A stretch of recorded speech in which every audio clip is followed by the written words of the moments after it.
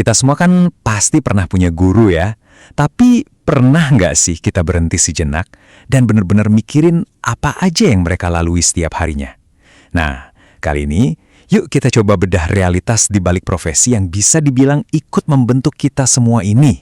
Dengar kalimat ini mungkin kedengarannya agak berlebihan ya, tapi ini bukan hiperbola loh. Ini adalah kenyataan sehari-hari yang sering banget tersembunyi di balik senyuman dan kesabaran yang selalu kita lihat di depan kelas. Jadi, kita bakal lihat dua sisi mata uang yang kontras banget. Di satu sisi, kenapa profesi ini begitu berat, dan di sisi lain, kenapa justru profesi ini jadi salah satu yang paling krusial buat masa depan kita semua.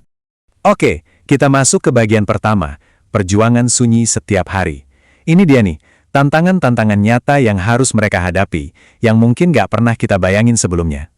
Ini bukan sekedar daftar masalah biasa loh. Coba deh kita bayangin, gimana rasanya mau ngajarin soal luasnya alam semesta tapi nggak ada proyektor? Atau gimana caranya mau memancing kreativitas anak-anak di ruang kelas yang, panas dan penuh sesak? Ini adalah tantangan sistemik yang jadi fondasi dari banyak masalah lainnya. Dan perjuangan itu nggak berhenti pas bel pulang sekolah bunyi. Justru, disitulah babak baru dimulai. Tumpukan laporan, seabrek rencana pelajaran, entry data, semua ini tuh kayak pencuri waktu yang menyedot habis energi yang seharusnya bisa mereka curahkan buat membimbing murid-muridnya. Ya, nggak heran kalau ini jadi sumber stres yang luar biasa. Tapi, mungkin yang paling berat dari semuanya adalah beban emosionalnya.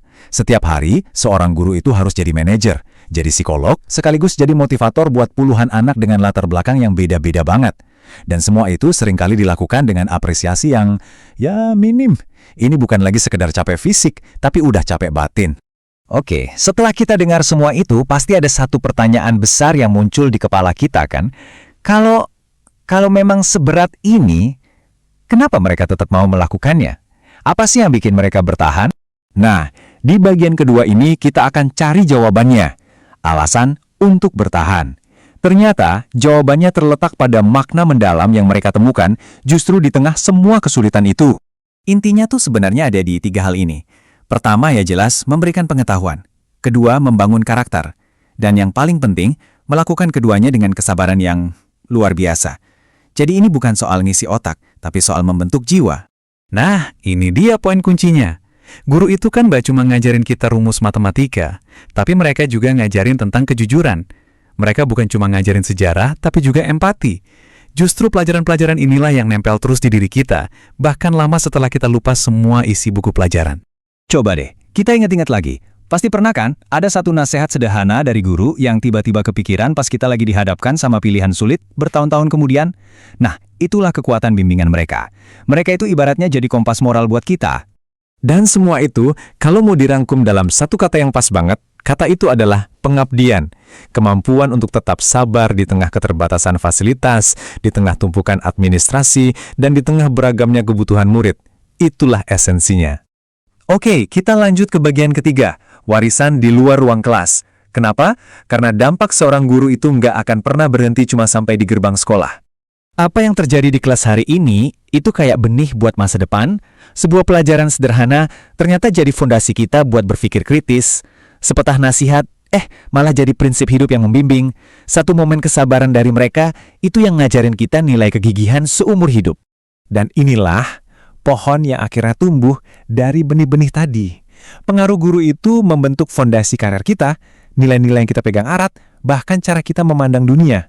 Mereka itu sebenarnya bukan nyiapin kita buat ujian, tapi mereka nyiapin kita buat kehidupan. Dan kutipan ini benar-benar menangkap esensinya dengan indah. Setiap usaha kecil yang dilakukan guru hari ini menjadi batu loncatan bagi siswa untuk mencapai potensi terbaik mereka di masa depan. Jadi, setiap kesabaran mereka, setiap penjelasan yang diulang-ulang, itu semua adalah investasi jangka panjang. Sekarang, kita sampai di bagian terakhir. Kebenaran sebuah panggilan. Jadi, kalau gitu, apa sebenarnya esensi dari menjadi seorang guru?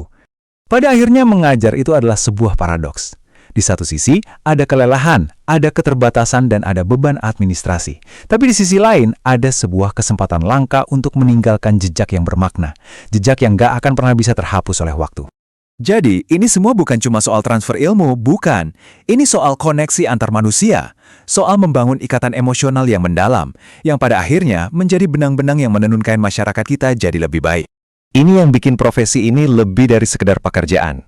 Ini adalah panggilan jiwa. Sebuah keyakinan yang tulus untuk terus memberi, bahkan ketika yang diterima terasa nggak sepadan, karena mereka tahu bahwa dampaknya baru akan terasa jauh di masa depan. Jadi, saya mau meninggalkan Anda dengan satu pertanyaan. Coba pejamkan mata sejenak. Siapakah guru yang telah membentuk masa depan Anda? Ingatlah mereka, karena jejak mereka, tanpa kita sadari, ada dalam diri kita semua.